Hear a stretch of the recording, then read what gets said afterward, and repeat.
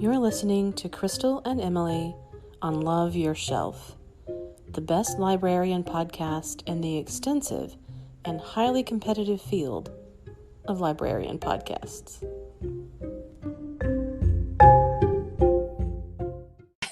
We are here. It's Friday. I don't know about you, but I'm happy it's Friday. That was a good sigh. And in part because I have a new series that I want to watch, which I'm going to talk about. But first, I'm going to talk about some books. Okay, good. Because I'm about to finish mine, and I need to move on to something else quickly so that my heart will heal after I've finished this series. I know. I'm telling you, it really hurt when I finished that one. Okay. Yep. I'm We'll still referring to The Killing, everybody. I think I mentioned it last week. You're very close to being done. I'm very close to being done, and I can't recommend it enough. That's all I'll say.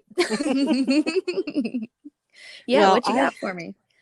So much. I've started several things, and I've gone on some deep dives based on starting those things, and they get sidetracked by other stuff. So we'll kind of go through with that a little bit. Definitely. We're going to go on a journey today. Buckle up. So the first thing I want to talk about is When the Stars Go Dark by Paula McLean. It comes out this month. It's not out quite yet. And it happens to be Mystery and Thriller Week on Goodreads. And I'm a big Goodreads nerd. And so I always log my reading there. I'm not great about updating when I'm finished with something, but I always go on when I start something. Right. Anyway, but I saw that and I was like, oh, perfect. And so Paula McLean has written other books that have been super popular. And I have read maybe one, I think, but okay. I was kind of drawn into this one. I love an epigraph, and there's a good one in this book, so I'll share it. It's by Frederick Buechner, who I didn't know much about, and that was one of my deep dives there. But we won't go too far into that one. But he wrote, "Here is the world. Beautiful and terrible things will happen. Don't be afraid." Oh my gosh, I love it. Isn't that great? Yes. It's simple and it's true. Yeah. But it's really hard to do. And that's our poem for today. Yes. I want to quickly mention the spooky story we found in one of our journals here at the library. Yes. It was about a wolf and a little boy he had a feeling that there was a wolf under his bed, and he was correct. And it's a terrible, tragic ending. He gets eaten by the wolf. The end. But the way that it was told was so matter of fact and only periods. Yes. But it was kind of like an adult in that way, like I thought that there was a wolf under my bed. I was right. I was right. Yeah. That was my favorite line. But we have these journals that are community journals that you can check out and then add a story or add something that you want to write to it. And whoever that child was, they're anonymous. I know. So whoever that child was, bless your heart. I hope we that you're okay. Loved it. We did. I know. I did. That was the best thing I read today. Was that? I highly recommend. Okay, so When the Stars Go Dark is about this missing persons detective in San Francisco, and while she's really experienced with like the dark, seamy underbelly, she has her own personal tragedy and goes to Northern California where she grew up to kind of deal with it and get over it, and then she finds out about, or she's brought into this investigation of a local teenager who's missing in that town. Okay. And so it's really good so far. I have not finished it, but there's a lot it draws heavily from like a true crime case that actually happened. Yeah. Oh, wow. Okay. And now I Like a can't specific remember. one. Okay. Yeah, I can't remember the name of the girl, but it was a famous case Okay. years ago, and Okay. so it's kind of referencing that. And so there's a lot of things about trauma and dealing with those, and how Mm-hmm. anyway. So it's not just a like detective novel. That's what I'll say. Cool. Well, and it sounds like it could, maybe be a great television series as well. Yeah. And I only say that because how many murder mysteries are there where the big city detective has to go to back to their hometown or to some smaller town Mm-hmm. and solve a crime there. So based on Yeah. that alone, Yeah. Yeah. I'm She's interested. in good company. There's lots of those stories. Yes, absolutely. Well, then the next one that I am working on is Mhm. called The Bomber Mafia, A Ooh. Dream, a Temptation, and the Longest Night of the Second World War. Whoa. And it's by Malcolm Gladwell, and it's based on an episode of his podcast that he Uh-huh. did, Revisionist History. And, I always read Gladwell. Uh-huh.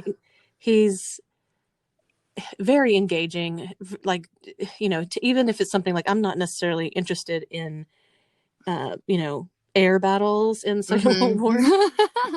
but um, he, always draws out the interesting connections, Uh-huh. and so I'm drawn in. Cool, I'm cool. I gonna, think that says a lot because I think it would take yeah, it would take a specific and special kind of writing to I'm with you. Yeah, to draw me into something like that. yeah, and it's also um, really relevant just in terms of I think just general ethics, because there's a whole Mm-hmm. there's like different sides in World War II. The airplane wasn't considered that central to Mm-hmm. strategy when the war started. And then there's this group of people that said that you could do these really precise bombing targets, Mm-hmm. and that could end up being less damaging in terms of like Right. civilian costs and that kind of stuff. Right. And then there were other people who were against that and were just like, Uh-huh. let's no, we got to get them all. Sure, sure. And so it's really fascinating. I definitely recommend it. It's not very Ooh, long, and it comes out later this month as well. very nice. Yeah. And then I think probably the one that I'm most excited about, I'm actually listening to it, which sometimes is good for me, sometimes it's not my favorite, but Yeah, I go this through one is good. phases. Mhm. Yeah, and this one is I think I'm enjoying it most because it's this from the point of view of the main character, and the book is Mhm. called Clara and the Sun, and it's by Katsuo Ishiguro, who was a Mhm. Nobel Prize winner a couple years ago. Okay. And the story is about the main character is an artificial friend. So Oh. it doesn't explain exactly like the technology that makes this possible, but it's Uh-huh. basically a young person, and they're purchased by families for their children to be like their friends, their Oh, guardians. keep them busy. Yeah, yeah. So it's like an Android type thing. I don't know. Okay. Okay. And but the majority, at least so far in this book, is this person, or whatever, artificial friend, Uh-huh. Clara, is in a store Uh-huh. watching out the window to see who's going to come purchase her. Oh, But it's cool. and it's like they're very careful, like the people that run the store and Mm-hmm. that kind of thing, Mm-hmm. to treat them as though they're not just mechanical. They're kind of, Right. they talk to them about that their child will choose them, and then they will go Uh-huh. live happily with them. And but things through this artificial friend, through Clara's eyes, she kind of sees some other evidence that maybe it's not so cheerful. Oh. And she sees other artificial friends, through her window that she's looking out on the world through, Mm-hmm. and maybe their lives don't look that great. Right, And right. so it is really, really cool so far. Oh my gosh, And what a neat original idea.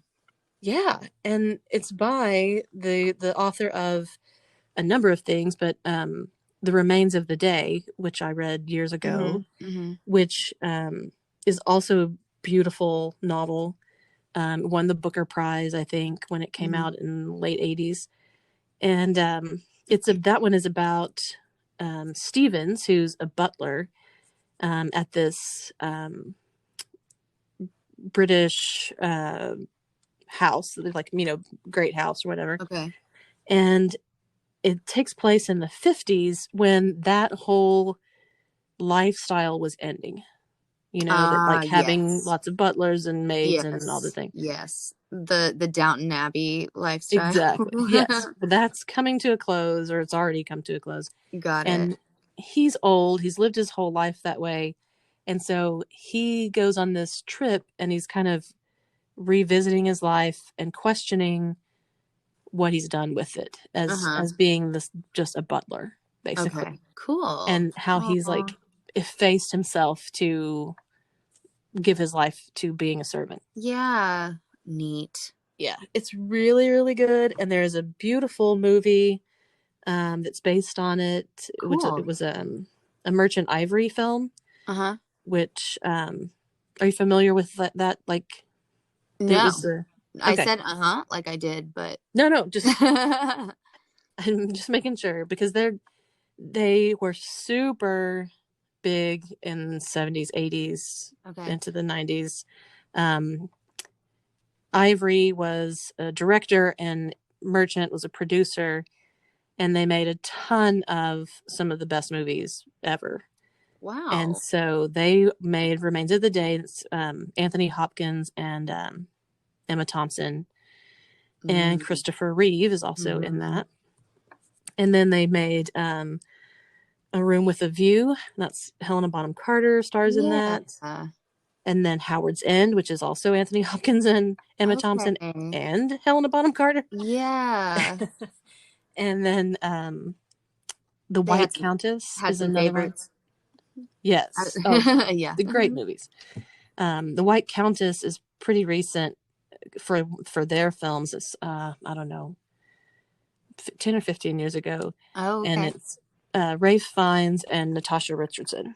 Cool. And Oh, wow.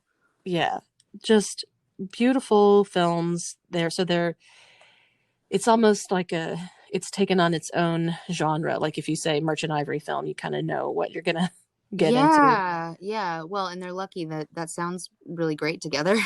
Exactly, yes. And so as I'm, listening to Clara and the Sun, I'm thinking about Remains of the Day. I'm like about to, pull up and watch it again. Uh-huh. And and then I remember, oh, Christopher Reeve is in that, which makes Uh-huh. me think of, and here's where we're going down the rabbit hole. Uh-huh. It makes me think of Somewhere in Time. Have you ever seen this movie? No. Oh my gosh. So when I was a teenager, is when I saw this movie the first time. It's Christopher Reeve and Jane Seymour. I think it's like early 80s, 1980 maybe, that it Okay. came out. And through my young life, if I ever needed to have just a major purging cry, Ah, I could put that in. I would okay. watch that. Yep. And I don't know actually how I would react to it now as an adult. Yeah. Oh my gosh, I'm Um, curious. Can we do that experiment and tell me how it goes? I don't know. I don't know if I'm up for it.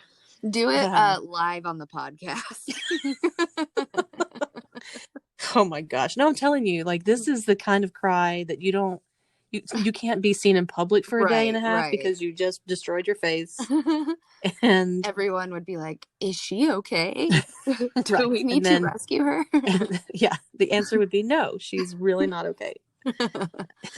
It is it's like a silly setup, but at the beginning of the film, Christopher Reeve, who is, I mean, one of the greatest specimens of yes, maleness ever. Maleness, yes.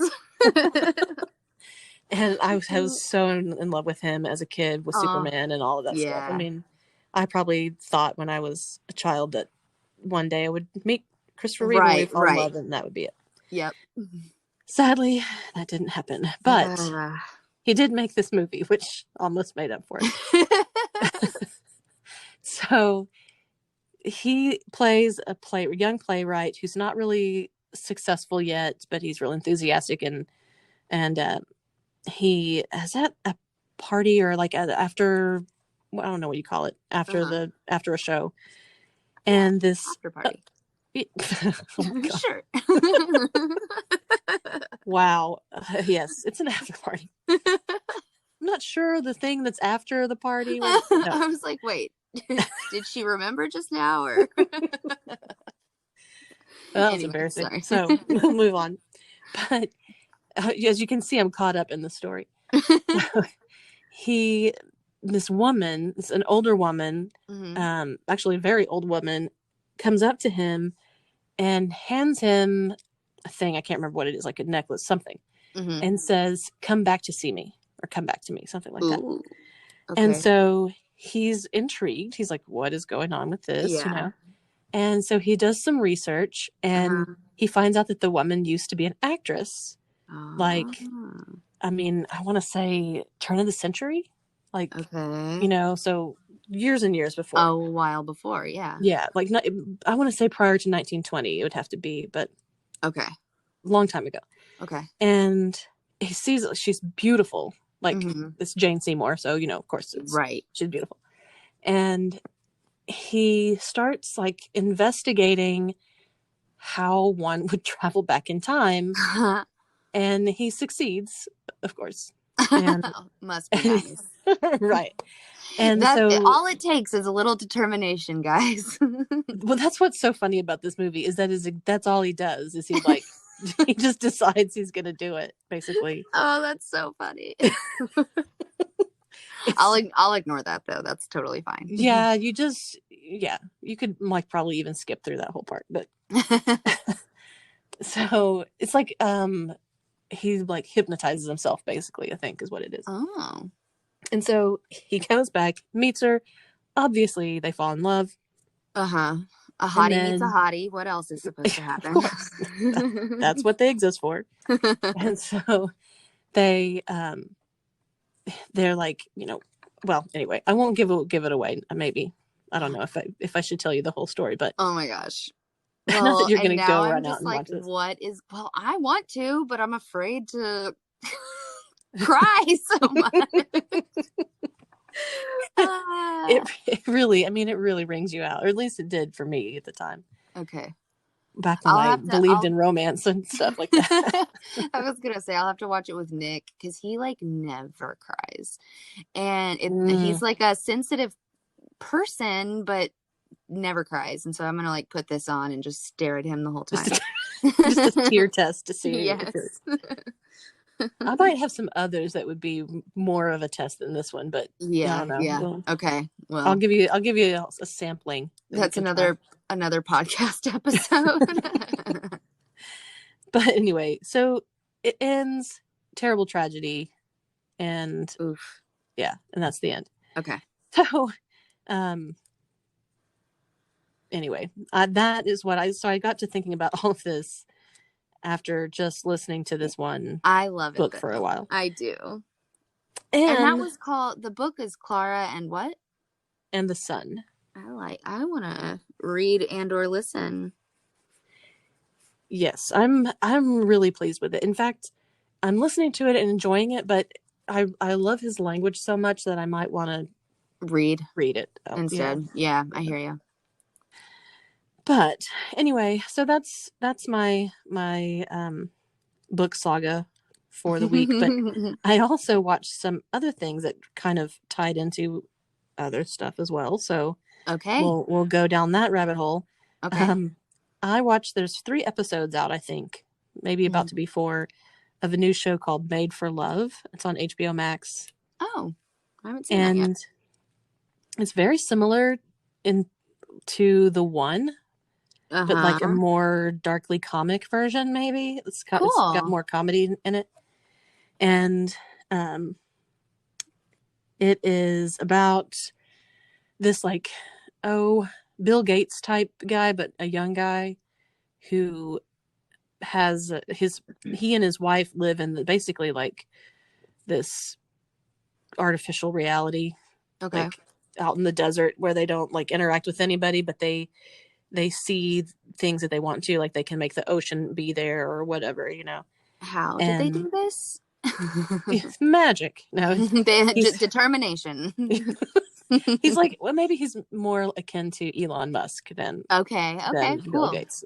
So he's more like out there and, Yes. has all of Eccentric. this eccentric technology that he does. Cool. And so his wife escapes. she Oh. she doesn't want to be there Okay. because the thing that he is like his next project or whatever, and this is told in like as she's finding out about it, and then like in days into the future when she escapes. So it kind of Oh, goes back and forth. cool. Okay. And he's wants to plant a chip in both of their heads so that they can experience everything the other person experiences, No, thank you. which is terrifying. That's the worst. I can barely keep up with myself. I don't need another person's problems. Exactly. So she says, "No way, I'm not sticking around for this," and manages to escape, and then Okay. hijinks ensue. So, Yay.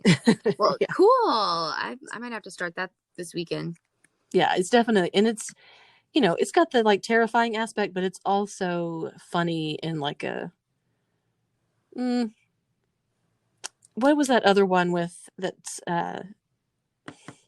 with what is his name? Oh my gosh, Oh my gosh. completely. I need to know. It's a What's it? movie that we've talked about the couple, and the day keeps happening over and over again. Oh, Palm Springs. Palm Springs. It's that kind of dark And Andy humor. Samberg. Andy Samberg is Thank who. you.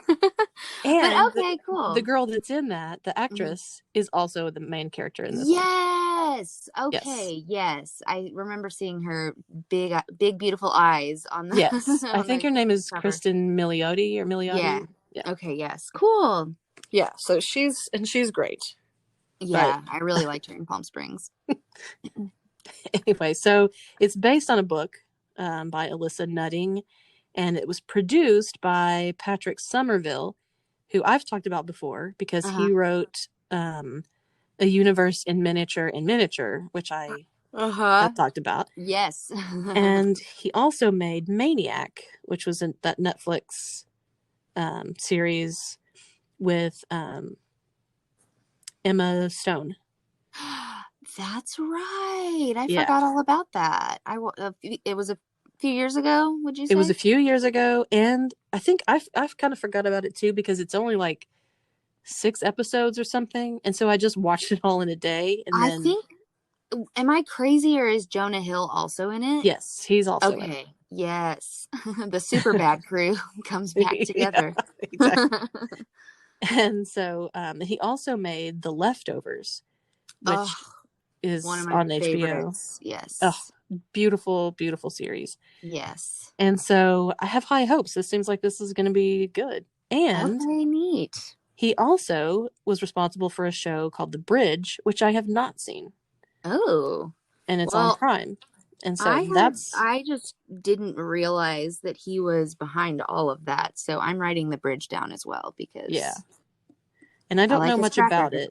I know that it's adapted from maybe like an Icelandic show or something like that, but Huh, okay. uh, you know, but anyway, Neat. very excited to have that to watch.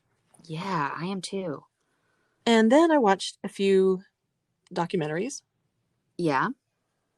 The first one is, and I just thought, how ridiculous could this be? It's on HBO Max. It's called Persona, and it's the dark truth behind personality tests. Oh, I saw that and do tell. I know. I thought, really? So it's Like, about the Yeah, people this who is not a created. topic, I've, thought a lot about. So, No, and I've taken this test many times. They're talking yeah, about the Myers-Briggs test. Myers-Briggs, sure. And so it gives the history of, it's a mother and daughter actually who developed the test. Okay.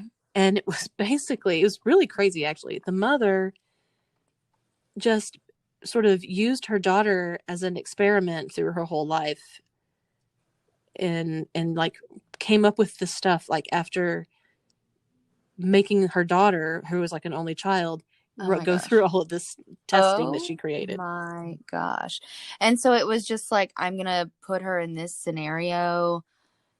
Yeah, What's the reaction? How do you feel about this? right. And then and she would get like her daughter's friends to do it, and it's just a really wild story. Yeah.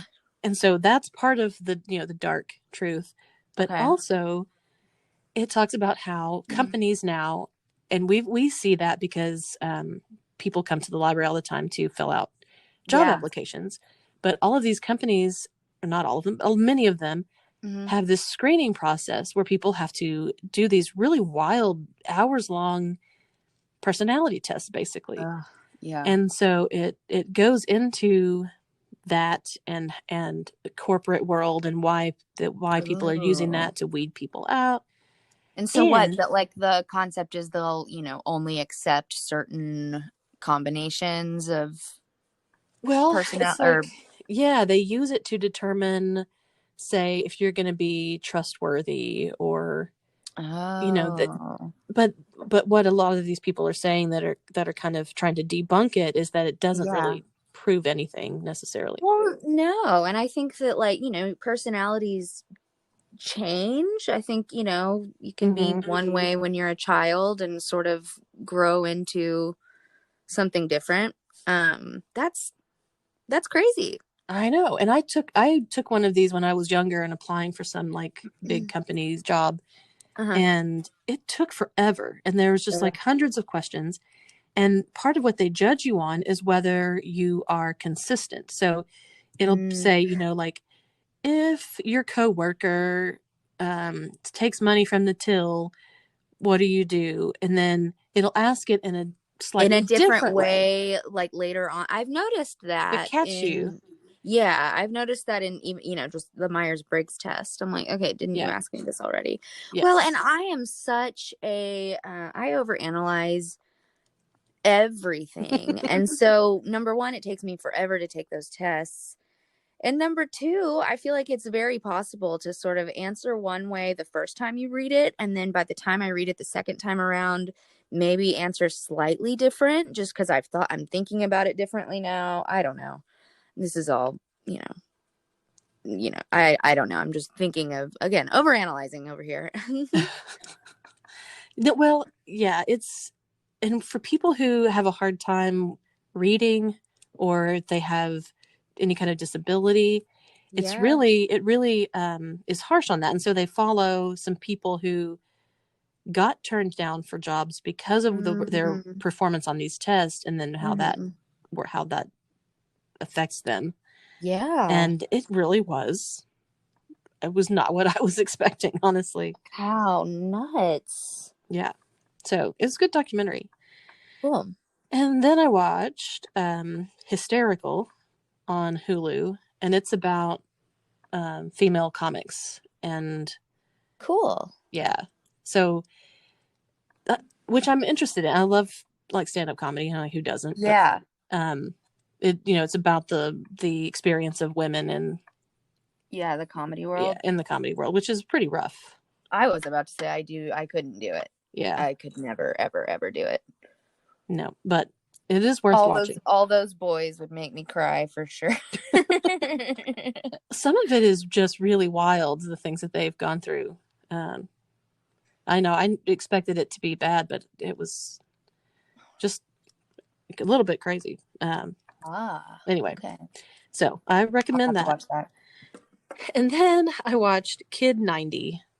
I was just about to I haven't watched it, but my sister did, and she really loved it. And before that title came out of your mouth, I was like, I know another documentary on Hulu that Crystal needs to watch. Well, you know, so it's basically it's Soleil Moon Frye, who was Punky Brewster. Yes. And she just happened to document her whole life, basically. Everything, right? Yeah, she And was just constantly videoing, and she kept all of her voice messages and just has all of this stuff and kind of locked it away for years and then got it out and turned it into a all of documentary. that from the 90s when like not everyone was doing that. I mean, you could do that today easily. Oh yeah, no, she had to, in fact, parts of it, it's like people commenting on her camera that she's carrying around. And yeah. Oh my gosh. But so she was part of this like group of child actors that, you know, they grew up in a really weird way. And that, there's lots of people. In fact, it was really sad. Like, it goes through like the stories of her and these close friends of hers who OD'd or committed suicide, or there's so many of them that are in the documentary that just didn't make it out of childhood, basically. Yeah, out of that life. And so it's really nostalgic, like for me, because I think she's like my age or a year older. Oh wow. And so it was like, wow, because you see stuff now that's like a take on what the 90s was like. Right. This was like, to borrow, this is it. Yeah, this is mainlining the 90s in this. Right. So it was really interesting, and she has some actors and actresses interviewed today, like Brian Austin Green was one, and some other people who are still around. Yeah. I saw her on, what's her name? Soleil Moon Frye. What's her Frye? I saw her on. I didn't even realize that Drew Barrymore has a talk show now, and she was on her talk show, and they were sort of talking about this documentary, and both living similar lives at that point. Mm-hmm. So anyway, so tough. Yeah.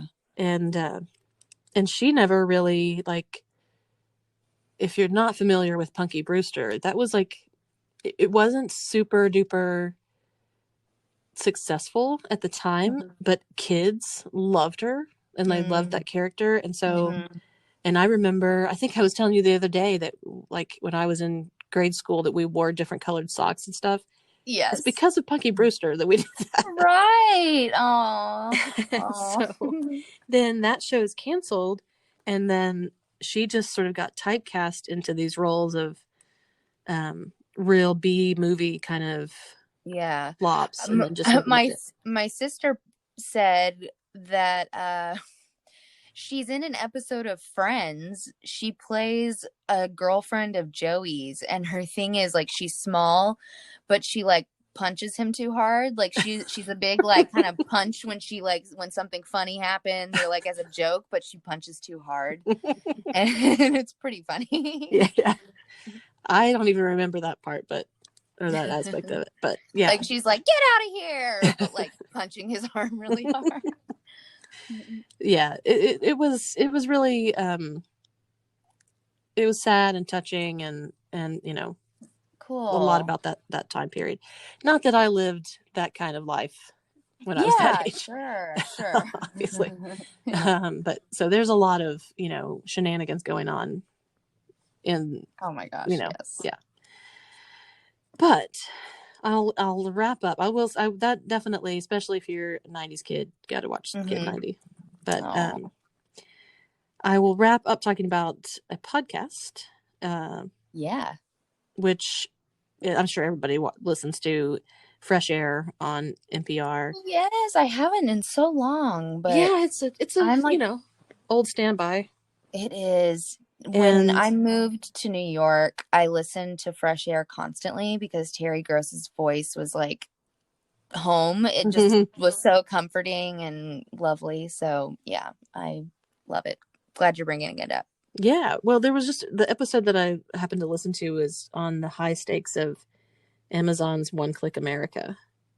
And I have what I would used to describe a love-hate relationship with Amazon, but And now it's it's pretty much hate. yeah, But you told me a fact earlier that made me pretty depressed. oh, Or about yesterday, I guess it was. Yeah, just about how much money and power Jeff Bezos has. mm-hmm. Oof. And it's not just that, which is obviously problematic in a lot of ways, but Yeah. it's also like the lifestyle and the, Yeah. how do you back away from that? I think, and Right. it raises a lot of questions that I think we Yeah. should be asking Yeah. about, that kind of, I mean, it's not just like an economic thing. It's turned into Mm-hmm. something much bigger and broader than that. Like, and yeah, like a mental health thing. Yeah. I'm serious. Yeah. No, and they go into a lot of different aspects of it. Of course, there's, lots of ins and outs, and there's a novel. I think I've probably mentioned it maybe even last year on the Hmm. podcast, and I think it's called The Warehouse. Okay. It's like something like that, but it's basically based on an Amazon warehouse where people go if they're kind of, down and out, and then they go live at this place and they like stay on Oh. this campus and they live there, and then they like just run around and pick up boxes and ship them around all day. Oh my goodness. Yeah. It was really, really horrifying. Oh God. So I'll leave you on that note. Happy Friday, guys. But I Uh, guess I'll say, if you want a good cry, or if you want a restrained, um, like navel gazing, old man type of cry, go for The Remains of the Day. Um, if you still feel like there's hope for romance in the world, but you want to have that ripped out of you, watch Somewhere in Time. I think either way, whatever you want, you got it. yeah, yeah, okay. Love it. We've got it all, folks. All right. Well, we'll talk to you again next week. Yeah, sounds like a plan. All Bye, right. guys. Bye.